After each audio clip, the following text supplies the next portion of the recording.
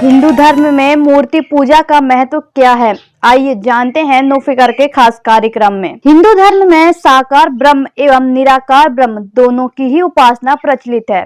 साकार ब्रह्म की उपासना में मूर्ति पूजा का विशेष महत्व है, क्योंकि मूर्ति पूजा के अंतर्गत ईश्वर के प्रतीकात्मक स्वरूप की उपासना की जाती है। बात करें वैदिक काल की, तो उस दौर की उपासना में मूर्ति पूजा के किसी भी प्रकार के साक्ष्य प्राप्त नहीं होते, किंतु हड़प्पा सभ्यता से प्राप्त अवशेषों में पशुपतिनाथ की मूर्ति के प्रमाण प्राप्त होते हैं। अब ये बोध होना आवश्यक है कि मनुष्य का मन बेहद चंचल होता है। मन को एकाग्र करने के लिए किसी आधार का प्रयोग करना आवश्यक होता है तथा अपने आप को भावनात्मक रूप से ब्रह्म से जोड़ने तथा एकाग्रता के लिए मूर्ति का प्रयोग आवश्यक प्रतीत होता है।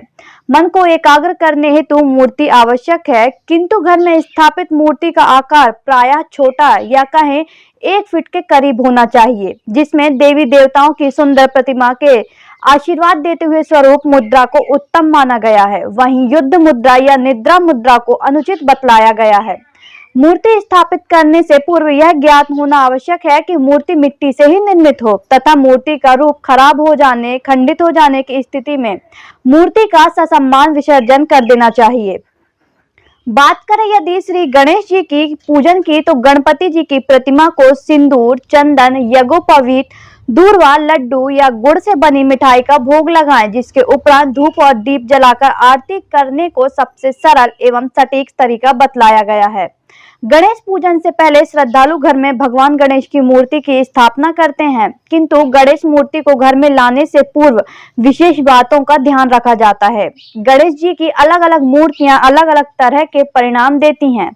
सबसे ज्यादा पीले रंग की और रक्त वर्ण की मूर्ति की उपासना शुभ मानी जाती है। नीले रंग के गणेश जी को उच्छिष्ट गणपति, सफेद रंग के गणपति को ऋण मोचन गणपति कहते हैं। 4 भुजाओं वाले रक्त वर्ण के गणपति को संकष्ट हरण गणपति कहते हैं। त्रिनेत्रधारी रक्त वर्ण तथा 10 भुजाधारी गणपति महागणपति कहलाते हैं। कहते हैं महागणपति के अंदर समस्त गणपति समाहित होते हैं। सामान्यतः पीले रंग की या रक्त वर्ण की प्रतिमा जिसका आकार मध्यम हो घर में स्थापित की जाती है। गणेश जी की प्रतिमा की स्थापना दोपहर के समय करना शुभ माना जाता है। लकड़ी की चौकी पर पीले रंग का वस्त्र बिछाकर मूर्ति की स्थापना करते समय कलश भी स्थापित किया जाता है, जिसके उपरांत 10 दिवस तक प्रातः एवं सायंकाल गणेश जी की यथाशक्ति पूजा कर दीपक जलाते हुए भोग अर्पित करते हैं। इसी तरह की अन्य अपडेट जानने के लिए बने रहें नो फिकर के साथ। संवाददाता दीपक मालवीय के साथ, नो फिकर न्यूज मध्य प्रदेश।